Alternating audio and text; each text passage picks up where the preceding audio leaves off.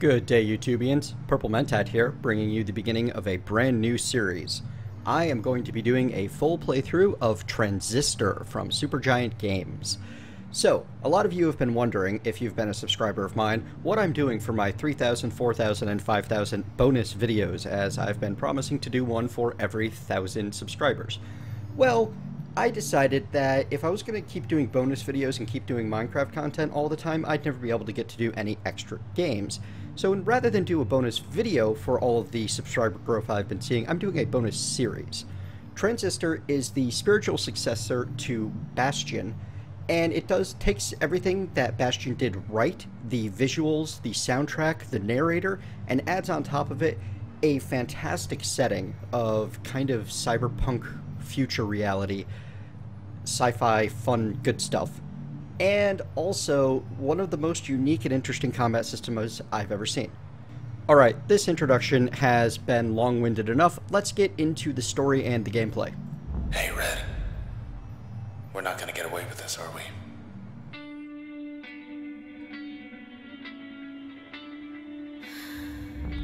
Come on, pull. So, giant props to the folks at Supergiant Games for the sheer amount of storytelling that they managed to pack into every second of this game. I mean, already they've told you someone's dead. The sword's named Transistor. It was used to kill the guy. And the sword is talking to you and seems to know who you are and be a friend of yours. There. It's Together also again. conveying that Sort of. the sword isn't used to being a sword, and just from the way she's dragging it around and walking with it, you can tell that she's really not strong enough to use this thing, and she's not used to hefting it around with her. Now, other little things that you get. For example, if I walk close to this dress, I can see that it's a gown. To be able to see anything closer, it tells you, come closer. When you get closer, it tells you to press E. You can also click on it. You get a little status update, and when you do click on it... You're still in one piece. That's all that matters. Odd that the sword says you're still in one piece, huh? So clearly, something's gone very wrong. It's time to go find out what. But first, the combat system. It starts off with very little to it, and increases in complexity as time goes on. Also, that music, just amazing. So you start with just these two skills, Crash and Breach. And you can use your mouse wheel to swap between them. The highlighted skill is what's currently being used. You can right-click the mouse to use the skill. Alternatively, you can press the number that is lit up there, either 1 or 2. Getting the hang of this? To move, you can walk around with left clicks, or you can use WASD for 8-directional movement. There's a couple of other controls also, but the game introduces them to you as you go. So let's go check our first combat tutorial. They want you back, and I'm fighting the process, it seems. There we go. Born again. So there's another neat little bit of very dense storytelling. It taught you that they will respawn, that you're fighting process, that Deli, east of the bay. Think I know where we are. when you kill one of them, they spawn a cell that you have to collect, and if you notice the animation, it's sucked into the sword. Also, if you noticed, the eye on that process looked a lot like this gem in the sword. A lot of interesting stuff going on. Now, the meat of the combat. More of these creeps. Look, don't fret, just...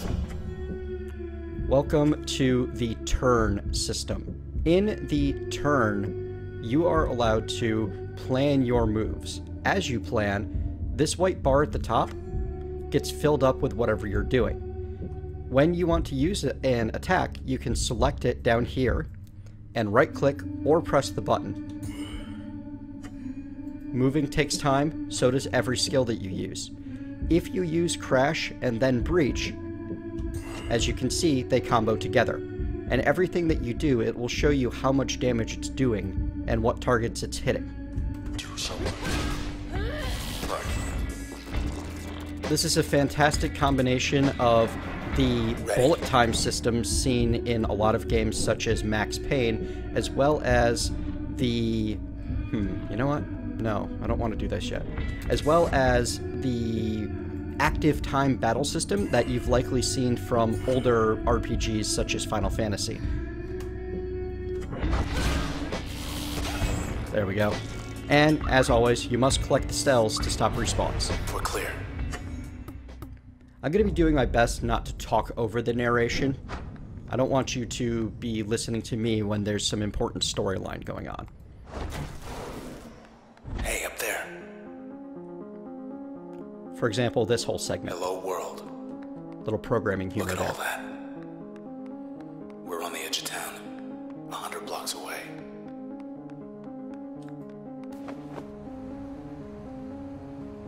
There's the empty set. Still too close to it. We better get as far from there as possible. The sword recommends running away. What do you think the over-under is on following its advice? Block party up ahead. Here we go. You see how that person over there seems to be being attacked by the process? She looks a little dead and a little de-rezzed. They seem to be doing to her what that creep is doing to the wall, which is just strange. Hang in there, Red. It speaks a little bit of a kind of Matrix-style world that you're in here. Oops. Let's make sure... Let's get close enough to get a crash on him so that when I combo in the breach, as you can see, if you hold down the skill button, you get to aim exactly where it goes, and it highlights what's going to attack. So now I should, in one quick move, take out the creep and all three of these strange processes. Get out of here. Fantastic. Alright, let's go talk to the sleeping lady. Is she awake? Hold up, there's something back there. Hi. You okay? I see. Sure. She wants to come along. We can use her. So something of her was left, and we absorbed her into the sword. She says hello. Her name's Lillian. She can't talk to us, but she seems to be able to talk to the sword. And now we have this really cool AoE attack. Alright, let's go Let's see. explore a side area.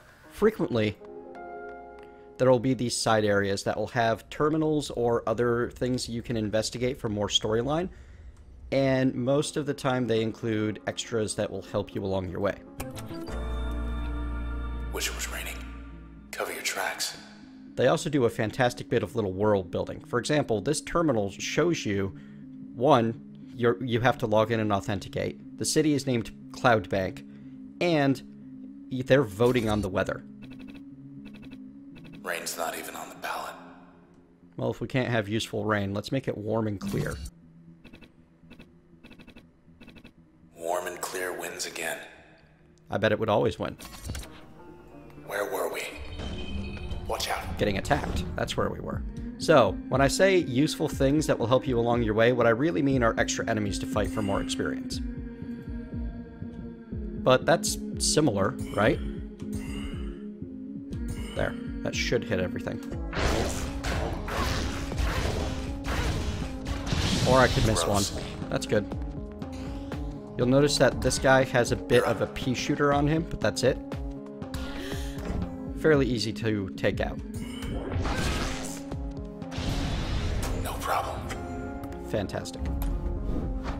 Let's see what else. Another little side area down here to examine. Responses log, 16,384 on the OVC terminal. Cloudbank Fashion Week not happening, huh? So, one of the great things about this game is where they hide little bits of world building, like the search continuing for missing race driver Preston Moyle. That's storyline relevant. Citizens of Goldwalk District temporarily relocated. All of this is relevant. Altercation at the empty set developing. Very relevant. All of this is fun stuff that really adds to the feel of the world because every little detail means something. 3 days this time. Even the fact that this is being planned by Sybil Rise, and you're being directly, cordially invited personally. Maybe next year. All of these little threads add up into a fantastically detailed world.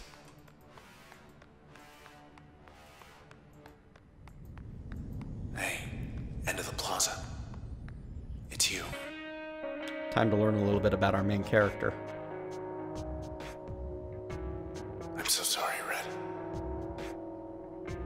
They took your voice. I couldn't stop them. Well, we took something of theirs. Hey, let's just go.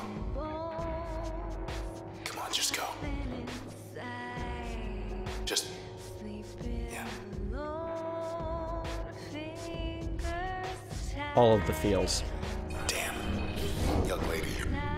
And then you get jumped for your trouble.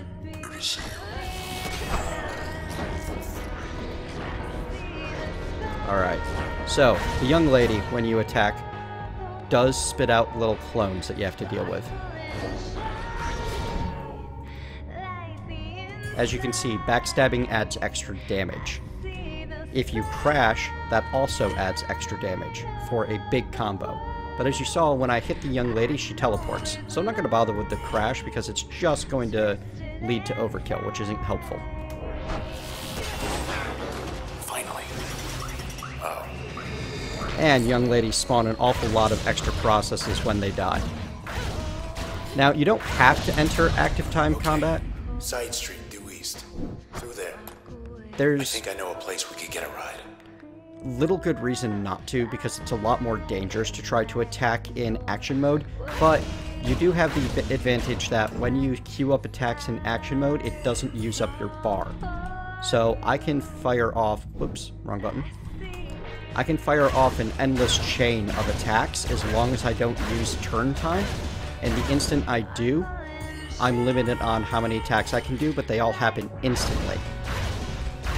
Before the explosions are even done processing through the first, I've done 5 attacks. However, now none of my attacks can be used until I finish recharging.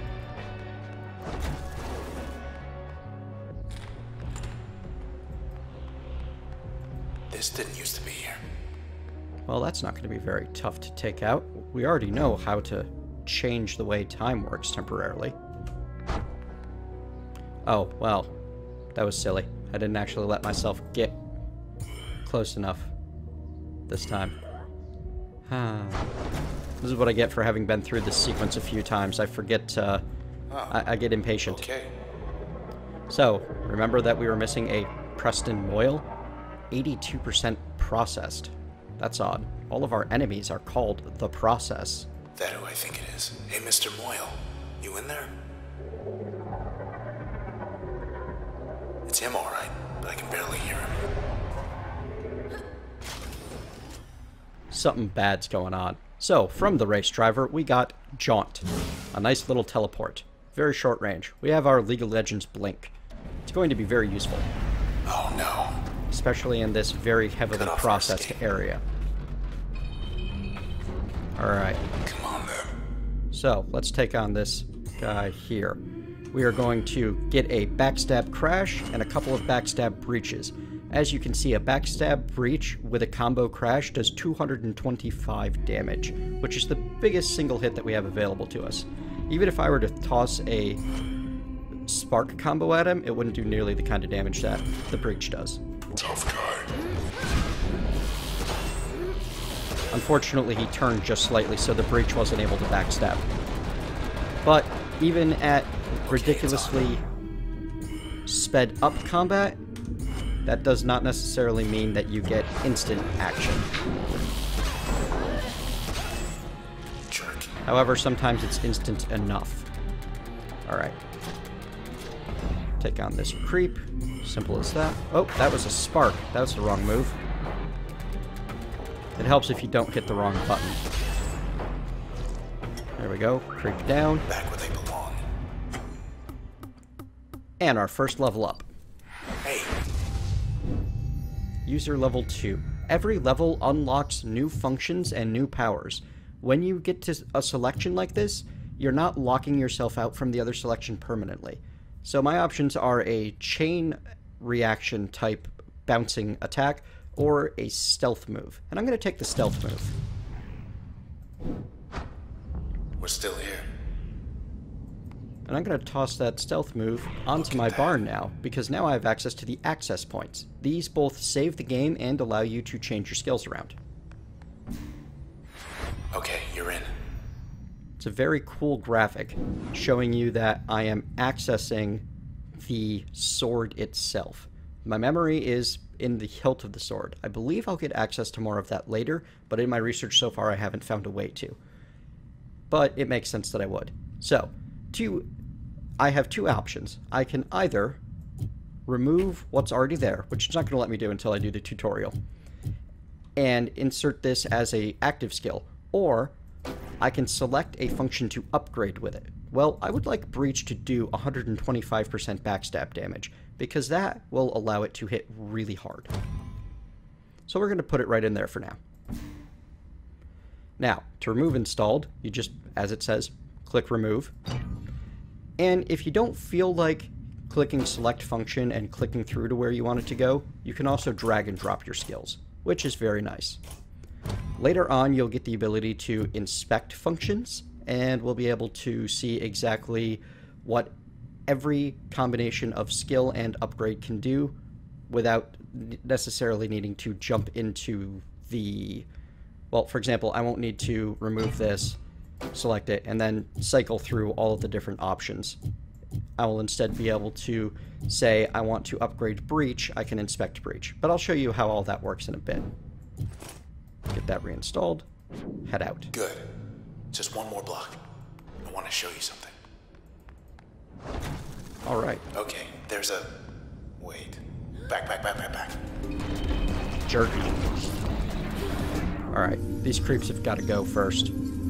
That guy's large and in charge, but he's just not as dangerous as the ranged attackers. So I'm going to bounce over here, and I'm going to crash that guy and send a Breach through. Actually, I don't even need to crash, because my Breach backstab is doing 187 now. So if I send the two Breaches through there, I'll kill them both, and way overkill the first one. That was quick. Alrighty. Wait for him to get close. Now. Because I can crash, get them both, and I can Breach through both of them as well. That's going to do some serious damage. Second attack missed the jerk. That's okay. Now, you'll notice that I can use Jaunt even when I'm in recovery mode. That is a special feature of this skill. Other skills will allow you to do similar things. For example, if I had the stealth available, I'd be able to use that in recovery mode. Like a charm. They're gone, but so is this whole block. Which is sad, really. Alright, moving on. Yeah, good call. That's our way out. The main menu doesn't have any super exciting options on it. If you go to settings, the really exciting one is the ability to affect the brightness and separate volume sliders, which is always nice to see. And you have 5 profiles, so you're not locked to one save, but they keep it manageable in a really nice little profile system instead of needing to juggle saving and loading and autosaves and all kinds of annoyance like that. I like this sort of system as compared to a save to an individual file system, but that's personal preference. Other than that, you've got a variety of languages you can pick between, and your resolution settings. Take your pick. Controls are, for the most part, rebindable, and are showing you at this moment a number of different controls that I haven't actually had use for yet. For example, the... you know what? It actually isn't showing a whole... Oh, the hum song and the flourish. There they are. So the stop moving is kind of the most useful out of them if you're playing entirely with mouse like I am, because if you've clicked somewhere and you want to stop, just tap shift. Alright. Let's off to New Horizons. 64 on ramp. 5 blocks down. take the second right. Do not turn left. And thanks for the lift.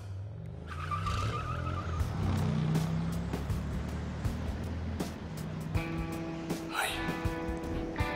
You turn left. Thought we were gonna skip town.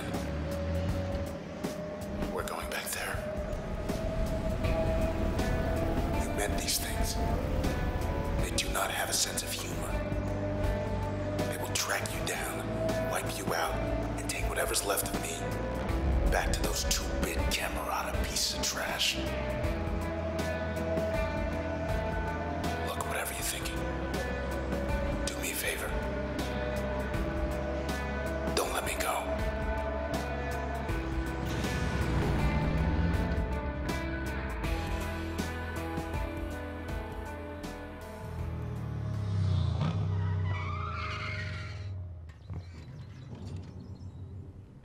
Poor bike. Just 10 more blocks to the set. That's going to wrap up our first episode, folks. We have learned that we are ultimately up against the Camerata. They are the ones that seem to be controlling the process, and they seem to be the ones that stole Red's voice and used to own the Transistor. So, thank you very much for joining me. I hope that you have enjoyed this series so far, this first episode of what's going to be a brand new series for me. If you have, please leave a thumbs up, tell me what you liked. If you have not, leave a thumbs down, tell me what I can do better. See you next time.